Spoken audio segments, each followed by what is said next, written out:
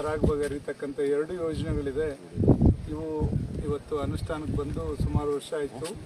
ಜೊತೆಯಲ್ಲಿ ಕೆಲವು ತಾಂತ್ರಿಕ ಸಮಸ್ಯೆಗಳಿಂದ ನೀರು ಹರಿಯುವಂಥದ್ದು ಸರಾಗವಾಗಿ ಹರಿಯಲಿಕ್ಕೆ ಸಾಧ್ಯ ಆಗದೇ ಇರೋದ್ರಿಂದ ಅದೆಲ್ಲದನ್ನು ಕೂಡ ನಾವು SC ಅವರು, ನಾವು ಮತ್ತು ಎಕ್ಸಿಕ್ಯೂಟಿವ್ ಇಂಜಿನಿಯರ್ ಅವರು, AW ಅವರು ಮತ್ತು ಹಲವಾರು ಜನ ಮುಖಂಡರುಗಳೆಲ್ಲ ಕೂಡ ಭೇಟಿ ನೀಡಿ ನೋಡಿದಾಗ ಈಗಾಗಲೇ 6 ವೆಂಟ್ಗಳನ್ನ ಬ್ರಿಡ್ಜ್ಗಳ ಕೆಳಗಡೆ ಏನೇನು ಶಿಲ್ಟು ಡೆಪಾಸಿಟ್ ಆಗಿತ್ತು ಅದೆಲ್ಲದನ್ನು ಕೂಡ ಕ್ಲಿಯರ್ ಮಾಡಿದ್ದಾರೆ. ಇನ್ನು 4 ಕಡೆ ಅದನ್ನು ಕ್ಲಿಯರ್ ಮಾಡೋದಿದೆ. ನೀರು ಬಿಡೋ ಅಷ್ಟರಲ್ಲಿ ಅದು 4 ಕೂಡ ಕ್ಲಿಯರ್ ಮಾಡತಕ್ಕಂಥ ಜವಾಬ್ದಾರಿನ ಈಗಾಗಲೇ ನಮ್ಮ ಇಲಾಖೆಯವರು ಮತ್ತು ಸಂಬಂಧಪಟ್ಟಂಥ ಗುತ್ತಿಗೆದಾರರು ಕೂಡ ಅದನ್ನು ಭರವಸೆಯನ್ನು ಕೊಟ್ಟಿದ್ದಾರೆ. ಖಂಡಿತ ಈ ಸಲ ನೀರೆಲ್ಲೂ ಕೂಡ ತೊಂದರೆ ಆಗದ ರೀತಿಯಲ್ಲಿ ನೀರು ಕೊನೆ ಒಂದು ಸ್ಥಳದವರೆಗೂ ಕೂಡ ಹರಿಲಿಕ್ಕೆ ಯಾವುದೇ ಒಂದು ತೊಂದರೆ ಇಲ್ಲದ ರೀತಿಯಲ್ಲಿ ಹರಿಸ್ತಕ್ಕಂಥ ಒಂದು ಜವಾಬ್ದಾರಿ ನಮ್ಮೆಲ್ಲರಿಗೂ ಕೂಡ ಅಂತ ಹೇಳಲಿಕ್ಕೆ ಬಯಸ್ತೇನೆ. ಇದು ಪ್ರತಿ ವರ್ಷವೂ ಕೂಡ ಈ ಸಮಸ್ಯೆ ಇದ್ದಿದೆ. ಮಳೆ ಬಂದಂಥ ಸಂದರ್ಭದಲ್ಲಿ ನೀರಿಗೆ ಒಂದು ಏನು ಹಳ್ಳಕ್ಕೆ ಮಣ್ಣು ಜರುಗಿ ಅದು ಮತ್ತೆ ಹೋಗಿ ಅಲ್ಲಿ ಡೆಪಾಸಿಟ್ ಆಗ್ತದೆ. ಈಗ ಅಲ್ಲಿ ಹೋಗಿ ಡೆಪಾಸಿಟ್ ಆದಾಗ ಖಂಡಿತ ಪ್ರತಿ ವರ್ಷ ಈ ಸಮಸ್ಯೆ ಇರ್ತದೆ. ಇದಕ್ಕೊಂದು ಶಾಶ್ವತ ಪರಿಹಾರ ಅಂದರೆ ಕಟ್ ಆ್ಯಂಡ್ ಕವರ್ ಯೋಜನೆ ಮಾಡಬೇಕಿತ್ತು. ಇದು ಅಷ್ಟೇ ಪ್ರಾರಂಭದಲ್ಲೇ ಮಾಡಬೇಕಾಗಿತ್ತು, ಮಾಡದೇ ಇರೋದ್ರಿಂದ ಈ ಮುಂದೆ ನಾವು ಈಗಾಗಲೇ 2 ಕಡೆ ರಾಜ್ಯ ಸರ್ಕಾರ ಮತ್ತು ಕೇಂದ್ರ ಸರ್ಕಾರ ಎರಡನ್ನೂ ಕೂಡ ಕೇಳಿದ್ದೇವೆ. 150 ಲಕ್ಷ ರೂಪಾಯಿ 150 ಕೋಟಿ ರೂಪಾಯಿನ ಇದಕ್ಕೆ ಅನುದಾನ ಕೊಡಿ. ಇದರಿಂದ ಕಟ್ ಆ್ಯಂಡ್ ಕವರ್ 6 ಕಿಲೋಮೀಟ್ರು ಮಾಡಿದ್ರೆ ಇನ್ಯಾವತ್ತೂ ಕೂಡ ಈ ಸಮಸ್ಯೆ ಇದ್ದಂಗೆ ಮಾಡಲಿಕ್ಕೆ ಈಗಾಗಲೇ ಬೆಳಗ್ಗೆ ನಮ್ಮ ಲೋಕಸಭಾ ಸದಸ್ಯರು ಮತ್ತು MP ಅವರಾದಂಥ B ಸೋಮಣ್ಣ ಅವ್ರನ್ನೂ ಕೂಡ ನಾವು ಮನವಿ ಮಾಡಿಕೊಂಡಿದ್ದೇವೆ.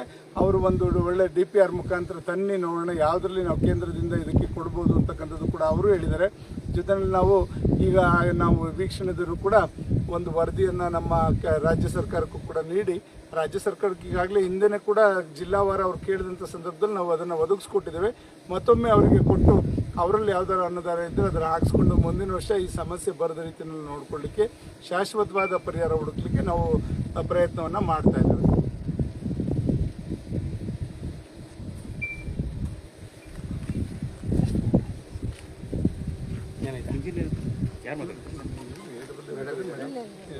ಇವರೇ ಎಕ್ಸಿಕ್ಯೂಟಿವ್ ಇಂಜಿನಿಯರ್ ಮಾತಾಡ್ತಾರೆ.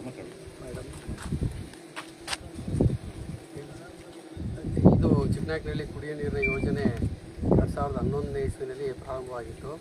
ಅದು ಈಗ 2022ನೇ ಇಸ್ವಿನಲ್ಲಿ ಮೇನ್ ಫೀಡರ್ ಕೆನಾಲು 6.5 ಕಿಲೋಮೀಟರ್ ಉದ್ದ ಇದೆ. ಸೊ ಅವತ್ತಿಂದಲೂ ನಾವು ಶಾಸ್ತ್ರ ಕೆರೆಗೆ ನೀರು ಕೊಡ್ತಾ ಇದ್ದೀವಿ. ಇಲ್ಲಿ ಪ್ರಾಬ್ಲಮ್ ಏನಪ್ಪ ಅಂತಂದರೆ ಈ ನಾಲೆ 25 ಮೀಟ್ರು, ಹೆಚ್ಚು ಕಡಿಮೆ 5 ಮೀಟ್ರಿಂದ ಹಿಡಿದು 25 ಮೀಟ್ರ್ ಡೀಪ್ ಕಟ್ಟಿದೆ. ಆಮೇಲೆ ಇಲ್ಲಿ ಸಾಯಿಲ್ ಏನಿದೆ, ಬ್ಲಾಕ್ ಕಾಟನ್ ಸಾಯಿಲ್ ಇದೆ, ಮತ್ತು blue soil, red loamy sandy soil ಇರೋದ್ರಿಂದ ಎಲ್ಲ ಸ್ಲಿಪ್ ಆಗಿ ನಾಲೆ ಒಳಗಡೆ ಬೀಳ್ತಾ ಇದೆ. ಮೂಲತಃ ಇದು ಅರ್ಧನ್ ಕೆನಾಲ್ ಆಗಿರೋದ್ರಿಂದ ನಾಲೆ ಒಳಗಡೆ ಸಿಲ್ಟ್ ಅಕ್ಯುಮುಲೇಷನ್ ಜಾಸ್ತಿ ಆಗ್ತಾ ಇದೆ. ಆದ್ರೂ ಕೂಡ ನಾವು ಕೆರೆಗೆ ನೀರು ತುಂಬುವಂಥ ದೃಷ್ಟಿಯಿಂದ ಎಲ್ಲೆಲ್ಲಿ ಸಿಲ್ಟ್ ಅಕ್ಯುಮುಲೇಟ್ ಆಗ್ತಾ ಇದೆ ಅದೆಲ್ಲ ತಕ್ಕೊಂಡು ನಾವು ಕೆರೆಗಳಿಗೆ ನೀರು ತುಂಬುವಂಥ ಕೆಲಸವನ್ನು ಮಾಡ್ತಾ ಇದ್ವಿ. ಮುಂದಕ್ಕೆ ಇದಕ್ಕೆ ನಾವು ಸರ್ಕಾರಕ್ಕೆ ಕೂಡ ಪ್ರಸ್ತಾವನೆಯನ್ನು ಸಲ್ಲಿಸಿದ್ವಿ, ಕಟ್ ಆ್ಯಂಡ್ ಕವರು ಮತ್ತು ಓಪನ್ ಡ್ರಾಪ್ ಮಾಡಲಿಕ್ಕೆ ಅಂತ. ಅದನ್ನು ಸಾಹೇಬ್ರಿಗೂ ಕೂಡ ಗಮನಕ್ಕೆ ತಗೊಬಂದಿದ್ವಿ. ಇದೊಂದು ಕಾರ್ಯಗತಗೊಂಡ್ರೆ ಇದು ಶಾಶ್ವತವಾಗಿ ಮೇನ್ ಫೀಡರ್ ಕೆನಾಲಲ್ಲಿ ಸಮಸ್ಯೆ ಬಗೆಹರ್ತದೆ ಅಂತ ಹೇಳಿ ನಾವು ಉಳಿದಿರೋದು ಐತಲ್ಲ ಸರ್, ಅದೇ ಉಳಿದಿರೋದು ಈಗ ಲ್ಯಾಂಡ್ ಅಕ್ವಿಷನ್ನು ಇತ್ತು. 11 ವಿಲೇಜ್ ಲ್ಯಾಂಡ್ ಅಕ್ವಿಷನ್ ಆಗಬೇಕಾಗಿತ್ತು. ಅದರಲ್ಲಿ 5 ವಿಲೇಜಿಂದು ಈಗ ಅವಾರ್ಡ್ ಆಗಿದೆ. ಅವಾರ್ಡ್ ಆಗಿ ಪೇಮೆಂಟು ಈಗ ಪ್ರಾರಂಭ ಆಗಿದೆ ಕೊಡಲಿಕ್ಕೆ. ಇನ್ನು 4 ವಿಲೇಜಿಂದು 19-1 ಆಗಿದೆ. ಅವಾರ್ಡ್ ಪ್ರಪೋಸಲ್ನ ಈಗ ಸಬ್ಮಿಟ್ ಮಾಡ್ತಾ ಇದ್ದೀವಿ.